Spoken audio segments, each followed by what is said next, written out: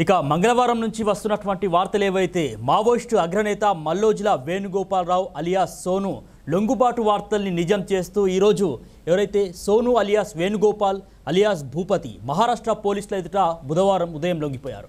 ఇక గడ్చిరోలిలో లొంగుబాటు సభను కూడా ఏర్పాటు చేశారు. మహారాష్ట్ర సీఎం దేవేంద్ర ఫడ్నవీస్ సమక్షంలో ఆయన లొంగిపోయారు. ఇక ఆయనతో పాటు మరో 60 మంది మావోయిస్టులు కూడా లొంగిపోయారు. వీరిలో కొందరు కీలక నేతలు కూడా ఉన్నారు. అయితే లొంగుబాటు కార్యక్రమంలా కాకుండా ముందుగా అభయ్ నోటుతో సాయుధ పోరాట విరమణ ప్రకటనను చేయించారు. ఇక దేశంలో మావోయిస్టులను తుడిచిపెట్టేస్తామని కేంద్ర ప్రభుత్వం ఇప్పటికే విస్పష్టంగా ప్రకటించింది. దానికి అనుగుణంగానే కొంతకాలంగా మావోయిస్టు పార్టీకి కంచుకోటగా ఉన్నటువంటి దండకారణ్యంలోని పలు ప్రాంతాలని ఆపరేషన్ కగార్ పేరుతో వేల మంది కేంద్ర భద్రతా బలగాలు జల్లెడపడుతున్నాయి. ఛత్తీస్గఢ్, మహారాష్ట్ర, తెలంగాణ సరిహద్దు ప్రాంతాల్లోని దట్టమైన అడవుల్లో పెద్ద ఎత్తున ఆపరేషన్స్ సాగాయి. వందలాది మంది మావోయిస్టులు నేలకొరిగారు. ఇక మరికొన్ని వందలాది మంది పోలీసుల ఎదుట మరికొంతమంది మావోయిస్టులు కూడా లొంగిపోయినటువంటి పరిస్థితి. ఇక మావోయిస్టు కోటలు ఒక్కొక్కటిగా కూలిపోతున్నాయి. కొద్ది నెలల కాలంలోనే మనం చూసినట్లయితే పార్టీ కేంద్ర కమిటీ కార్యదర్శి సహా 18 మంది కేంద్ర కమిటీ సభ్యులు కూడా హతమయ్యారు. మిగిలిన కేంద్ర కమిటీ సభ్యులు చెట్టుకొకరు పుట్టకొకరుగా చెల్లా చెదురయ్యారు. ఇక కోవిడ్ తర్వాత చూసినట్లయితే కనుక వారికి ఆరోగ్య సమస్యలు కూడా తీవ్రమయ్యాయి. దీని కూడా వాళ్ళకి సంబంధించి ఒక ప్రతికూలమైనటువంటి వాతావరణాన్ని కల్పించింది. ఇక భద్రతా బలగాల దాడులు, కొత్త రిక్రూట్మెంట్లు కూడా పెద్దగా లేకపోవడం, ఉన్న క్యాడర్కు సంబంధించి భారీగా ప్రాణ నష్టం జరగడంతో మరికొందరు కూడా లొంగిపోవడంతో కూడా చాలామంది నేతల్లో అంతర్మథనం మొదలైనటువంటి పరిస్థితి. అత్యాధునిక సాంకేతిక పరిజ్ఞానంతో భద్రతా బలగాల దాడులతో మావోయిస్టులకు ప్రతికూల పరిస్థితులు అయితే నెలకొన్నాయి. ఇక వచ్చే మార్చి ఆఖరకు దేశంలో మావోయిస్టు పార్టీయే ఉండదని కేంద్ర హోంమంత్రి అమిత్ షా చేసిన ప్రకటన పార్టీలో ప్రకంపనలు సృష్టిస్తోంది.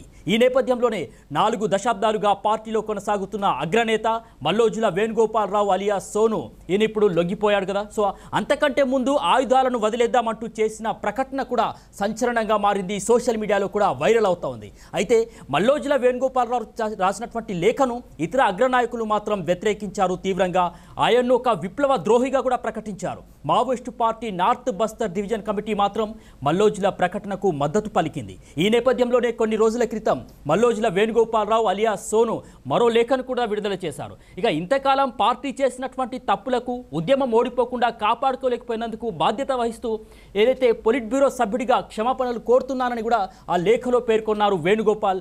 విప్లవోద్యమాన్ని విజయవంతంగా నడిపించాలంటే గనక బహిరంగంగా ప్రజల్లోకి వెళ్లడం తప్ప మరో మార్గం లేదని మల్లోజుల తన లేఖలో అయితే వెల్లడించినటువంటి పరిస్థితి. అయితే మల్లోజుల బయటికి వెళ్లాలనుకుంటే తన దగ్గరున్నటువంటి ఆయుధాల్ని తమకు అప్పగించి వెళ్ళిపోవచ్చని మావోయిస్టు పార్టీ నాయకత్వం కూడా ప్రకటించింది. గత కొన్ని రోజులుగా మల్లోజుల లొంగిపోతాడని వస్తున్న వార్తల్ని అయితే నిజం చేస్తూ ఈరోజు 4 దశాబ్దాల నక్సల్స్ ఉద్యమానికి వీడ్కోలు పలుకుతూ మల్లోజుల వేణుగోపాలరావు ఇప్పటికే మహారాష్ట్ర గచ్చిరోలి పోలీసుల వద్ద లొంగిపోయారు. ఇక సీఎం ఫడ్నవీస్ సమక్షంలో కూడా ఈ యొక్క లొంగుబాటు కార్యక్రమాన్ని ఏర్పాటు చేశారు. ఆయన 60 మంది పార్టీ సభ్యులు నేతలతో కలిసి సరెండర్ అయ్యారు. మల్లోజుల లొంగుబాటుతో మావోయిస్టు పార్టీకి మరో పెద్ద ఎదురుదెబ్బ తగినట్లయితే అయింది. 2013లో ఎన్కౌంటర్లో చనిపోయిన మల్లోజుల కోటేశ్వరరావు అలియాస్ కిషన్జీకి వేణుగోపాలరావు తమ్ముడవుతాడు.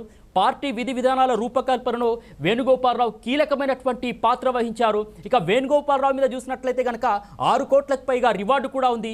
బీకాం చదివినటువంటి వేణుగోపాలరావు అన్న కోటేశ్వరరావు అలియాస్ కిషన్జీతో కలిసి మహారాష్ట్రలోని గచ్చిరోలి నుంచి ఉమ్మడి ఆంధ్రప్రదేశ్, ఛత్తీస్గఢ్ వరకు కూడా పలు ప్రాంతాల్లో క్రియాశీలకంగా పనిచేశారు.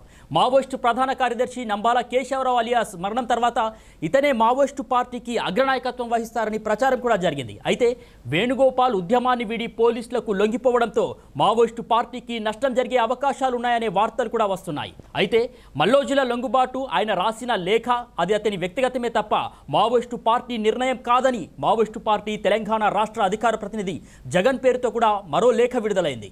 ఇక మల్లోజులను విప్లవ ద్రోహిగా ప్రకటించిన మావోయిస్టు పార్టీ తన వద్ద ఉన్న ఆయుధాన్ని తక్షణమే పార్టీకి అప్పగించాలని ఆదేశించడంతో వేణుగోపాలరావు భవితవ్యంపై తీవ్ర చర్చకు కూడా దారితీసింది. మల్లోజుల అన్న కిషన్జీ చూసినట్లయితే కనుక 2011లో బెంగాల్లో జరిగినటువంటి ఎన్కౌంటర్లో చనిపోయారు. కేంద్ర కమిటీలో ఏకైక మహిళా సభ్యురాలైనటువంటి కిషన్జీ భార్య పద్మావతి అలియాస్ కల్పన ఇదే నెలలో తెలంగాణ పోలీసుల ఎదుట కూడా లొంగిపోయినటువంటి పరిస్థితి. సో వేణుగోపాల్ భార్య సారక్క కూడా 2025 అంటే ఇదే సంవత్సరం జనవరి నెలలో 10 మంది మావోయిస్టులతో కలిసి మహారాష్ట్ర ముఖ్యమంత్రి దేవేంద్ర ఫడ్నవీస్ సమక్షంలో లొంగిపోయారు. వేణుగోపాల్ కోవర్ట్గా మారి పార్టీకి ద్రోహం చేస్తున్నారని మావోయిస్టు పార్టీ తీవ్ర ఆగ్రహంలో ఉన్నట్టు తెలుస్తోంది. విప్లవోద్యమాన్ని ద్రోహం చేయడానికి పోలీసులకు లొంగిపోయాడని చెప్తున్నారు. మావోయిస్టు పార్టీ గోవా నుంచి కేరళలోని ఇడుక్కి వరకు కూడా మావోయిస్టు గెరిల్లా జోన్లను నిర్మించడంలో వేణుగోపాల్ పాత్ర కీలకంగా వహించారు. 2010లో చూసినట్లయితే కనుక ఆజాద్ మరణం తర్వాత వేణుగోపాల్ మావోయిస్టు పార్టీ అధికార ప్రతినిధిగా నియమితులయ్యారు. 2010లో చూసినట్లయితే దంతేవాడ ఘటనలో దాదాపు అప్పుడు 70 మంది సిఆర్పిఎఫ్ బలగాలు మృతి చెందడం వెనుక కూడా వేణుగోపాలరావు ప్రమేయం ఉందని నిఘా వర్గాలు భావిస్తున్నాయి. ఇక అన్న కిషన్జీ మరణం తర్వాత పశ్చిమ బెంగాల్లో ఆపరేషన్ బెంగాల్కు వ్యతిరేకంగా ఆపరేషన్ లాల్గఢ్ ఉద్యమానికి కూడా ఆయన నాయకత్వం వహించారు. ఒక పక్క చుట్టుముడుతున్నటువంటి భద్రతా బలగాలు, మరోవైపు ఎన్కౌంటర్లు, లొంగుబాట్లతో మావోయిస్టు పార్టీకి అత్యంత బలహీనపడిందని ప్రచారం మొదలైంది. ఒకప్పుడు భద్రతా బలగాలు అడుగు పెట్టాలంటేనే భయపడే ప్రాంతాల్లో కూడా మావోయిస్టులకు ప్రతికూల పరిస్థితులు ఏర్పడ్డాయి. ఇక దట్టమైనటువంటి అటవీ ప్రాంతంలో సిఆర్పిఎఫ్ క్యాంపులు కూడా ఏర్పాటయ్యాయి. ఇక అదేవిధంగా చూసినట్లయితే కనుక భద్రతా బలగాల తీవ్ర నిర్బంధాన్ని తట్టుకోలేని మల్లోజుల వేణుగోపాల్ కూడా పోలీసుల ఎదుట లొంగిపోయాడని, మరికొంతమంది మావోయిస్టులు కూడా ఇదే బాటలో వస్తారని అభిప్రాయాలు అయితే వ్యక్తమవుతా ఉన్నాయి.